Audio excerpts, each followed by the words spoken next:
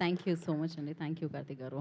And yes, మరిప్పుడు ఆలస్యం చేయకుండా ఉప్పెన అన్న చిత్రంతో కలెక్షన్ల సునామీని సృష్టించారన్నమాట వారు. సో డైరెక్టర్ బుచ్చిబాబు గారిని మాట్లాడాల్సిందిగా కోరుకుంటున్నాం. అందరికీ నమస్కారం అండి.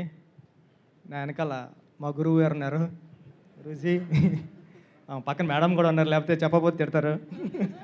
మేడం ఇంకా అంటే నేను కానీ, దసరా శ్రీకాంత్ కానీ, మన అజ్జుభయ్య కానీ, మీ అందరూ ఇలా వచ్చామంటే, డైరెక్టర్స్గా వచ్చామంటే, అందరూ కార్తీక్ గారు కానీ అందరూ వచ్చామంటే కారణం ఒకే ఒక పర్సన్ అండి, సుకుమార్ గారు.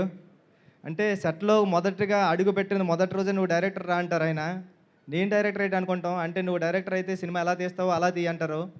సుక్కు సార్, మీ దగ్గర నుంచి ఇంకా చాలామంది వచ్చేస్తారో నాకు తెలుసు, దాంట్లో తిరిగిలేదు.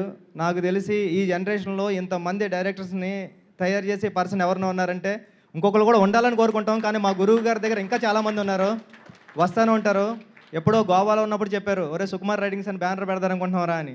అంటే అది ఇంత అవుతుంది, ఇంత పెద్దది అవుతుంది, సుక్కు సార్ దగ్గర నుంచి మేము ఇలా పడుతుంది, దాంట్లోంచి మేము పడతాం అన్నది ఎప్పుడు ఊహించలేదు Sukku sir. Thank you so much. Thank you sir.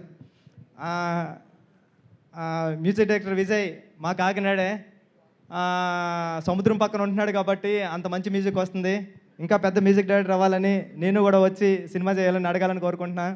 నేను చెప్పడం మర్చిపోయాను, రెహమాన్ గారికి వినిపించే చివను ఇది. ఇంకా ఏం చెప్తాం, సుహాస్ ప్రతిసారి కొత్త సినిమా వస్తుంది, ఆల్ ది బెస్ట్. టీం అందరికీ ఆల్ ది బెస్ట్ అండి. అజ్జుబాయ్ గురించి చెప్పాలి. అర్జున్ అన్న, నేను సుక్కు సార్ దగ్గర వర్క్ చేసినప్పటి నుంచి నువ్వు నాకు తెలుసు. అంటే నేను మొట్టమొదటిసారిగా క్లాప్ బోర్డ్లో నాకు రాయడం దగ్గర నుంచి ఎడిటింగ్ బుక్లో ఎడిటింగ్ రాయడం నేర్పింది అర్జున్ అనే. నేను మానిటర్ చూస్తున్నా, ఆర్టిస్టులు ఎలా చేస్తారో ఒకసారి చూద్దామని వస్తుంటే డెప్ కొట్టాను. నన్ను కొట్టి, నువ్వు ఇంకెక్కడ రావడానికి టైం ఉందిరా, నువ్వు అర్జెంటుగా వెళ్ళి ముందు ఆ వర్కులు చేయన్నాడు. అర్జున్, నువ్వు కొట్టింది నాకు గుర్తుంది. నువ్వు కానీ తోట సీనన్న కానీ సార్ దగ్గర ఎంత కష్టపడేవారో నాకు తెలుసు. అంటే 4:30, 5:30, 6:30 అయ్యేది. మళ్ళీ సార్ 8:30కి ఆఫీస్కి వస్తే 8:30కి వచ్చేసేవారు. మీరు అంత కష్టపడేవారు. మీలో 10% కష్టపడినా డైరెక్టర్ అయిపోవచ్చు అనిపించేది.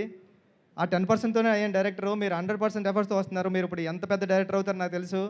ఎందుకంటే మీ కష్టం చూశాను. మీరు మాట్లాడుతుంటే నేను ఎమోషనల్ అయిపోయాను ఇప్పుడు. అంటే నాకు ఏడుపు వచ్చింది అక్కడ.